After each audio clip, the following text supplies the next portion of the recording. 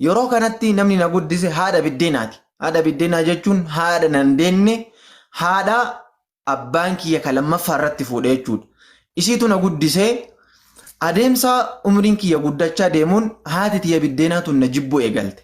Akkuma beekamu haati ofiitii fi haati nama biraa tokkoo miti. Haati tuni ijoollee ofii caalchisuu uffata keessatti, nyaata keessatti, wantoota hunda keessatti ijoollee ofii dhalte kana caalchisti. Ana na dhiibdi, na miiti. Zulmii irra kaa'uu fi miti. Sanbooda natti dhagahamuu eegale. Wanti natti dhagahamuu eegale haadha tiyya tana soquu qaba. Haadha tiyya tana soquu qaba. Haadha tiyya bira gahuu qaba. Haadha tiyyatti ba'uu qaba. Wallaggaan deemuu qaba jedhee karoorfadhe. Yeroon ani waan kana karoorfadhe umriin kiyya yoo xiqqaate waggaa 13 gadi. Umrii kiyya waggaa 13 gaditti yeroo sanatti jechuudha. Sanbooda waan nama ajaa'ibu osoo achi hin dhaqiniin duratti gaafa tokko osuma barannu sababa hidaayaa naa ta'e jechuudha. Sababa kiristaanummaarraa itti deebi'uu danda'e waan ajaa'ibaa takka jira. Waan ajaa'ibaa isinii kaasa bakka kanatti. Mucaa tokkotu jira. Biyya keenyaa Dajanee jedhanii sanbattamaariidha. Sanbattamaarii ani ortodoksiidha. Amantii ortodoksiiti isiniin jedhe kan jalqaba hordofu sanbattamaariidha. Yeroo waliin deemnu mana beeta kiristaanii kana jechuudha. Ani yeroo sanatti guyyaa barumsa baradhee barumsa idilee galgala beeta kiristaanii deemna. Achii baranna qeessota biraa. Osuma akkana jirru osuma barannu gaafii wayii natti dhagahame. Yeroo masan jechuu xiqqishaa kiyya ta'e itti isin dhufa. Tartiibaan deemuu waan qabuuf. Waatu natti dhagahame. Yeroo nu barsiisan tokkoffaa jechuun sababaa hidaayaa kanaa ta'e waa'ee Yesuus Kiristoos. Wanti kuni akkam jedhanii nu barsiisanii Yesuus Kiristoos waaqaa uumaadhaa nun jedhan. Deebi'anii Yesuus Kiristoos cubbuu kennaaf jecha fannifamee jira, du'ee jira nun jedhan. Wallaahi al'aziim waan dubbadhu kana keessatti inshaallah bi'iznillaahi ta'ala arrabni hadha jiidhu boru goga. Ijji hadha argitu boru callisti. Harki hadha deemu boru sakaalama. Kanaaf kijibnee dubbii mi'eessinee ittiin daballu dhugaa rabbiin jaalatu san haga dandeenyuun dubbanna dubbii tan akkana qabattan. San booda dubbiin tun naa liqinfamuu diddi. Maaliif naa liqinfamuu diddi? Rabbiin guddaan dachiif samii uume. Rabbiin waa hunda danda'u. Yeroo sanitti jechuun kiristaanummaa keessa taa'ee akkamitti namni akka kennaa kan nyaatee dhugu isa fannisuu danda'aadha. Jalqaba irratti jechuun kiristaanummaa keessa taa'ee bara wanti wahii faallaa yoo namatti ta'e aqliin namaan fudhattu. Aqliin saliimni, aqliin ifa galtuun takka waa wahii nama shakkiti. Ani na shakke asumatti waaqa kan uume kan dachiif samii uume jedhan. Asumatti gabbu'ee fannifameedhaan. Yeroo fannifamu kana nama akka kennatu fannise. Ani gaafii natti ta'e. Rabbiin dachiif samii uume. Rabbiin guddaan kun akkamitti namni akka kennaa fannisaa. Cubbuu kennaaf ammoo maaluuf fannifamuu isa barbaachisee ka jedhu gaafii natti ta'e. Asitti waa lama na dhufa. Waa lama mudannoo lama qaba. Yeroo Waaqayyo yookaan Yesuus nuuf jecha fannifame nuun jedhan yeroo garii yeroo adda kiyya deemu ani xiqqishaa ta'e amantii kana ni jaalladha ni boha. Maaliif rabbiin kenna waaqayyoon kenna nuuf jecha fannifame imimmaan na qaba. Asuma deebi'ee immoo shakkii natti uume. Akkamitti fannifama waaqayyoon guddaan kun? Namni akka kiyya akkamitti waaqa fannisa ka jedhu sammuu gaafii natti ta'e. Hin yaadadhaa Dajanee jalqaba isin jedhe san yeroo sanatti barataa yuunivarsiitiiti. Akkasuma amantii irratti illee cimaadha nama ollaa tokkooti. Gaafii natti ta'e yeroo kana gaafadhe. Wallaahi xiqqishaa ta'e umriin kiyya waggaa 13 akkas ta'e gaafadhe gaafii kana. Maal jedhee gaafadhe? Gaafii wayii qabaa jedheen. Maal inni naan jedhe? Yesuus Kiristoos maal inni jedheen? Waaqa naan jedhe. Waaquma naan jedhe inni jalqaba. Waaqa naan jennaan waaqni akkamitti fannifamaa namni akka kennaa akkamisa fannisaa jedheen. Jennaan hin jijjiire bakka kanatti. Gaafa waaqa turetti waaqa dachiif samii uume. Gaafa gabbu'etti immoo foon uffate nama ta'e naan jedhe. Gaafa waaqa jirutti waaqa. Garuu gaafa gabbu'etti nama naan jedhe. Kanaaf waaqa ta'uun isaa Jesus is our Lord naan jedhe. He is our creator. Who believe in Jesus Christ live forever naan jedhe. Ingiliffa kanaan beekee fi miti kutaa 4 baradha yeroo sanii yaadadha. Takka yaadadha. Yeroo inni ingiliffa kana naa barreessu as kennaan jedhe. As kennaan jedhe daftara irratti naa barreesse ingiliffa kana. Ingiliffa nama jedhe kan Jesus Christ is our Lord. Inni uumaa kenna gooftaadha naan jedhe. He is our creator kan uume naan jedhe. who believe in Jesus Christ live forever. Namni Jesus amani zalaalam jiraatan du'uu naan jedhe. Kutaa 4 baradha yeroo san Ingiliffa kana naa barreesse jecha inni naan jedhe kan haffate. Kanaaf waa lama naan jedhe. Dachii fi samii uumee jira uumadha naan jedhe. Gabbu'ee dhalatee jira waan dachii kanarra dhalateef nama naan jedhe. Naa fudhatamuu dide jalqaba irratti xiqqishuma ta'ee umriin kiyya 13 gadi ta'ee jechuudha jalqaba irra wanti hubattan naa fudhatamuu dide. Rabbiin dachii fi samii uume. Rabbiin waan kulli uume akkamiin fannifamaa ka jedhu gaafii natti ta'e. Namni akka kennaa namni miskiinni dahaan kun namni akka kennaa rabbii guddaa dachii fi samii uume akkamiin fannisa. Mootummaa tokkoyyuu qabanii fannisuun ni ulfaata. Mootummaa biyya bulchuu namni qabee fannisuun ni ulfaata. Rabbii kana moo fannisuu jechuun na ulfaata. Tokkoffaa gaafii kana natti ta'e. Gaafii kun deebinaan deebine gaafiin kun akkanuma na keessa ture. Tokkoffaa kana naa qabattan. Lammaffaa gaafa tokko mudannoo kiyyaarraa waan sababa islaamummaa naa ta'e irraa osuma gabaa deemaa jirru hin beeytanii namni Itoophiyaa kun kulliin hin beekaa gaarii farda gaarii kana yaabbannee deemaa turre. Guyyaan Jumaadhanii yaadadha. Sheeka tokko nama muraasni illee ni jira. Nama kana wajjin yaabbannee osoma gara magaalaa teena xiqqoo takkarraa osoo gara ganda kiyyaa ol deemaa jiru. Osuma akkanumatti taphataa jirru namni kulliin bu'ee addaan galle. Hikmaa rabbii irraa wallaahi rabbiin shaahida. Rabbii sala bakka kanaan nagayeetu quba na qaba. Anaa fi sheekittatu walitti hafe. Sheetichi islaamaa ani yeroo sanatti kiristaana umriin kiyya ammayyuu seenaan haga ammaa isinii himaa jiru kuni waan umriin kiyya waggaa 13 gadiiti wanni haga ammaa isin taphachiisaa jiru isinitti himaa jiru kun hundisaa jechuudha. San booda anaa fi sheeticha rabbii walitti hambisee karaa waliin deemne. Maqaan keenyuuni naan jedhe. Maqaa kiyya yeroo kiristaanummaa itti madde. Maqaan kiyya yeroo kiristaanummaa taarikuudha. Taarikuu takluutii jedhee. Maasha Allah naan jedhe. Namni kulliin islaamummaa irra dhalataa. Namatu bishaan itti facaasee kiristaana godha malee naan jedhe. Sheetichi kun guyyaan Jumaadha. Ayyee ani naan fudhatame. Keessa kiyya nan seenne maaliifi sheetichi kun wooma islaama ta'eef waan kanaan na sabbakuu jedha malee namni kulliin akkam islaamummaa irraa dhalata. Aqlii na seenuu dide anatti. Islaamuma waan ta'eef muslimuma waan ta'eef amantii ofii san na qabachiisuuf waan kana jedha malee namni kulliin islaamummaa irra dhalachuu hin danda'u. Kun dubbii fudhatamuu qaba. Miti jedhee garaa kiyya keessatti akkasii yaadee garuu afaan hin ittiin dubbanne sheetichatti. Taarikuudha jedhee. Maasha Allah rabbii waan jaalatu si haa kennu naan jedhe. Guyyaan Jumaadha. Aamin jedhee fi dhiisee hin yaadadhu ittiin dabalu. Aamin jedhee fi dhiisee waan irraa beeku hin qabu. Tan takkatti naa qabattan. Maal naan jedhe sheetichi namni kulliin islaamummaa irra dhalata naan jedhe. Waan lamaan kanan qabadheen. Qabxii lama naa qaba kana islaamummaa kiyya akkaataa itti seene. Waan ulfaataadha wallaahi barumsa guddaa qaba. Eega kana ta'ee boodatti akkuma isiniin jedhe haadha tiyya barbaaduu qaba jedhee murteeffadhee ijoollee sadihiin nama sadii hin banne warra jala. Namni sadanuu kiristaana nuti sadanuu. Kiristaana hin bannee yeroo bannee jennu wal qabannee deemnee dalagannee maal jennaa achumaan haadha kiyya bira kutaa gara haadha kiyyaa kutaa isin yoo barbaaddan biyya deebitan rakkoon qabu jedhee kaayyoon kiyya yeroo sanatti haati biddeenatu waan na cunqursiteef haadha tana jalaa deemee haadha na deette san bira dhaquudha. Kanaaf warri baalee ni beekanii aliidhaa gadi naannoon takka shookaa jira shanakka jedhanii shanakkaa san deemne nu sadanu kiristaana. Eegasii deemnee bakka wahii teennee yaadadhaa. Namtichoon nutti dhufe ijoollee maa horii midhaan nyaachistanii nuun jedhe. Xixiqqishoodha nuti. Horii nyaachisnee jenneen. Maarree horiin kun ka'ee nuti nuun jedhe. Lakki nuti horii iyyuu hin qabnu gara biraatii dhufnee jenneen. Maal barbaaddarree nuun jedhe. Dalagaa barbaannaa jedheen. Nuti sadanuu kiristaana. Dalaguu dandeettanii isin ijoollee dhaami nuun jedhe. Dalaguu hin dandeenya jenneen. Ayyemee koottaa nuun jedhee namtichoon nuun deeme.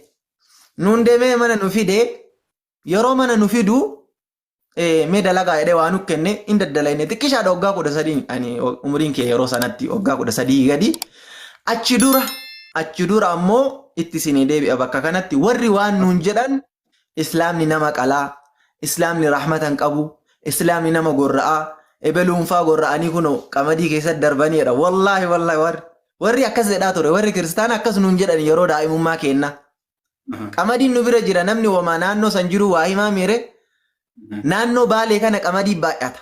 Kunoo mucaa ebeluu tokko fa'aa asiin badee ijoollee san qalanii muslimni tunniin qamadii keessa darbanii qalanii shookaa keessa darbanii muslima jechuun ummata nama qalu ummata gartee rahmata hin qabne akkasitti nu gorsaa turan. An sammuu kiyya keessa gajiru islaamni nama qaltiidha.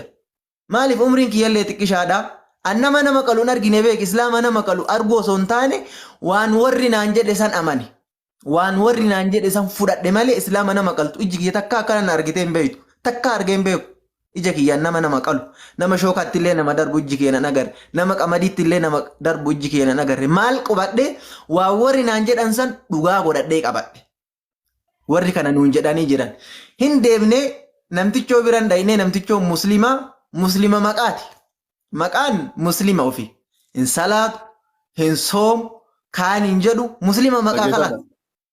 Muslima maqaa. Wallahi isaa soomuun agarre isaa salaatuun agarre namtichoo san. Please share na goda. Please hundi keessa share na goda. Dubbiin asii amma dubbiin yaachistuun takka asii dubbiin naquun namti waan ajaa'ibaa takka. Please namni 275 kun share na goda. Akka namni gorsa fudhatu na goda inshallah. Hayyeetti faasal. Dubbiin ajaa'ibaa bakka kana jirti amma. Warri maal nuun jedhan musliimni nama qala, nama gorra'a, rahmatan qabuun onnee kenna keessa jira. Namtichoon hojii barbaaddanii jedhee nu fuudhee nuun kuute muslima. Maqaan muslima ree salaatullee baatu, soomullee baatu. Eegasii mana isaan dhayinee yeroo mana isaa dhayinu namtichoo kana.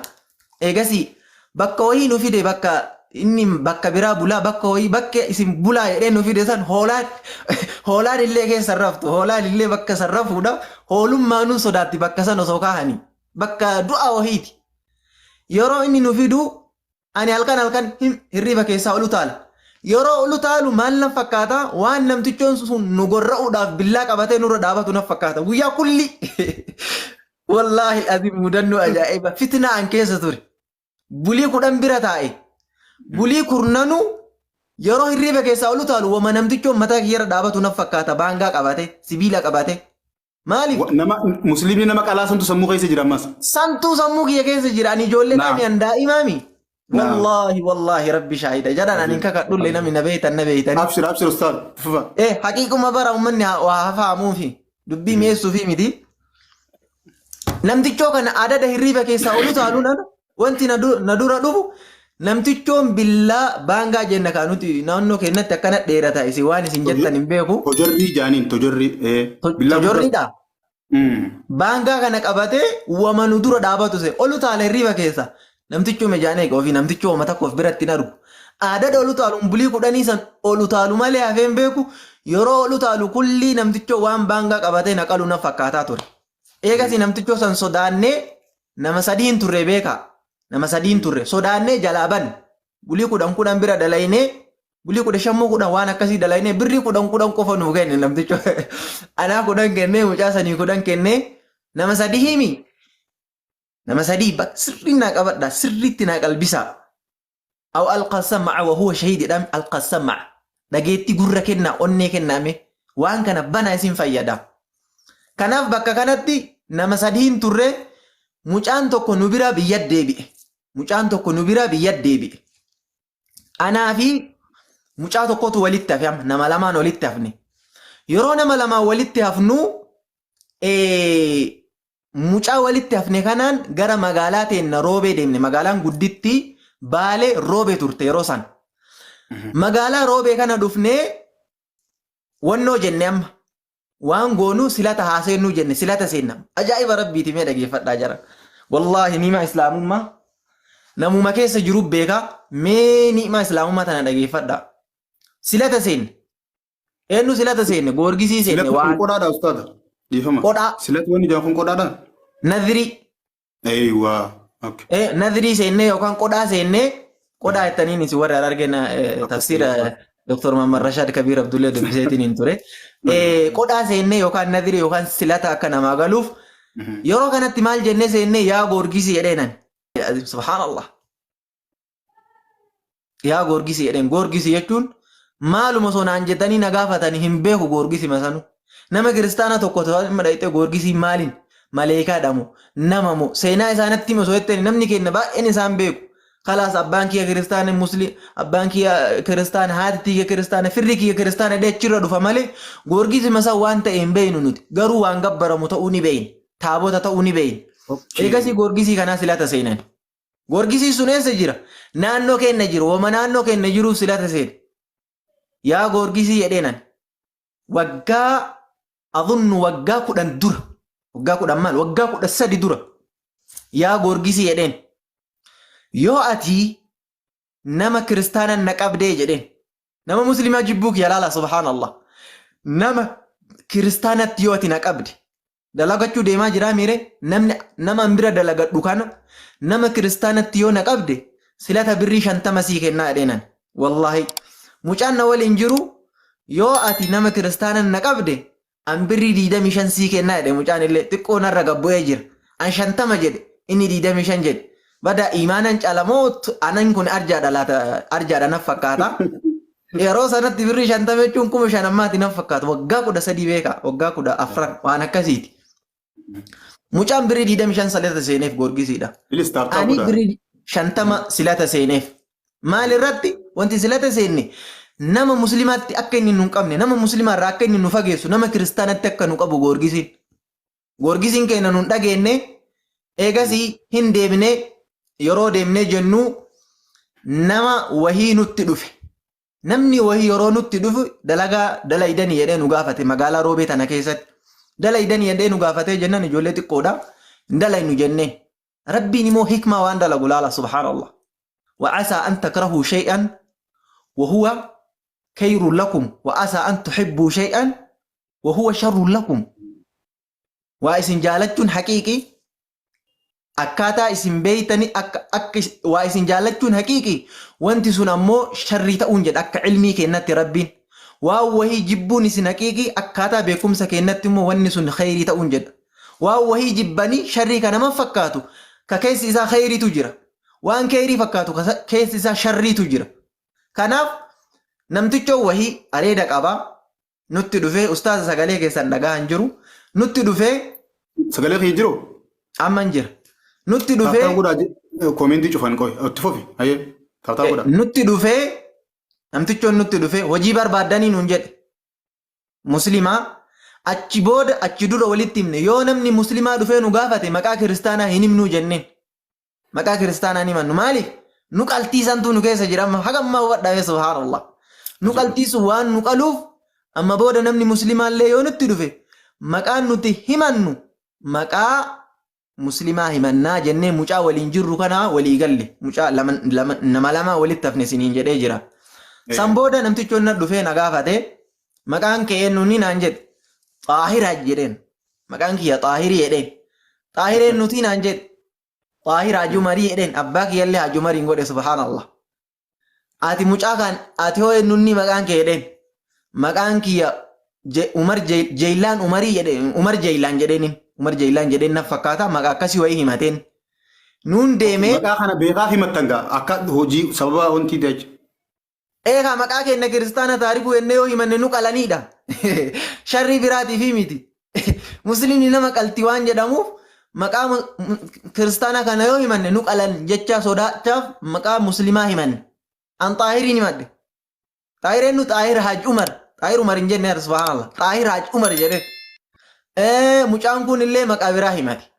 Hin deemne namtichoo waliin deemne yeroo jedhu namtichoo ma'aanii maqaa abbaa kiyyaa Xaahir Haaj Umar jedheen kana namni yeroo borumtaa dhufee yaamu maqummaan namtichoo saniyyuu Haaj Umar subhaanallah.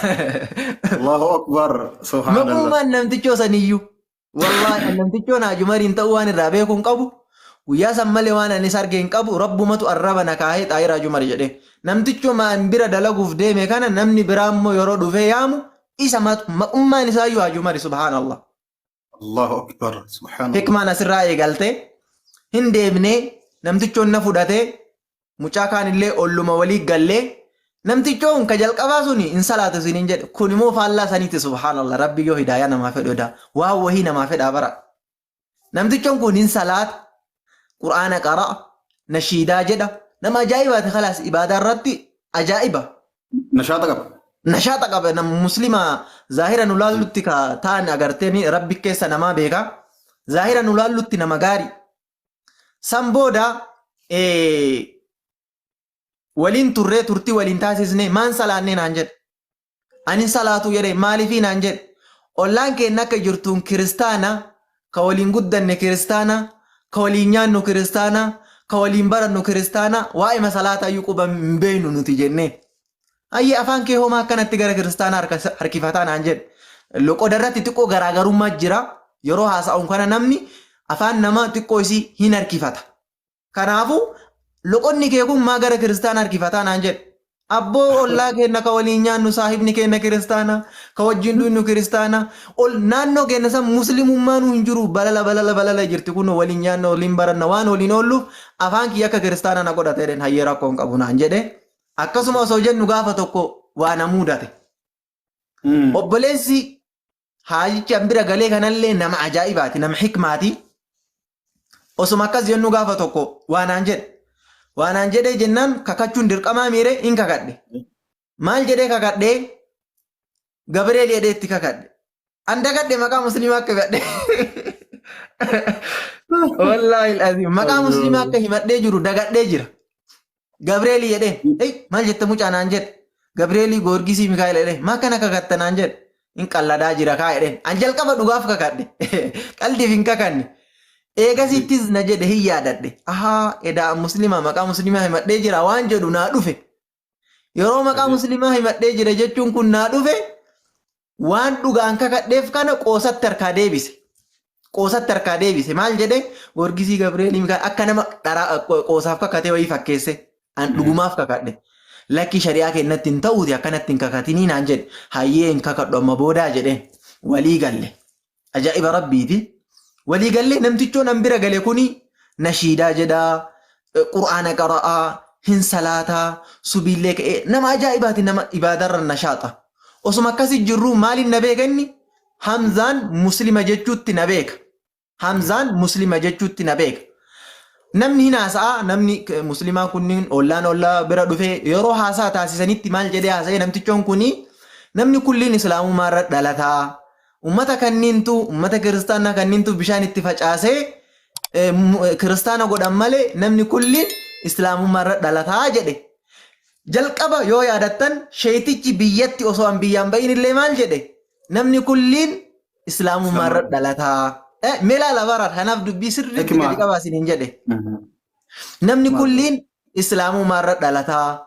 Ummata kiristaanaa kanatu ummata bishaan itti facaasee kiristaana godhe malee jedhe. Kunillee jarri lachuu garagara waliin beekan. Kuni gara bira sun gara bira. Dubbii waliin naa galte. Sun waggaa meeqa dura ka gara biyya biraa jiru. Ka biyya garagaraa jiran.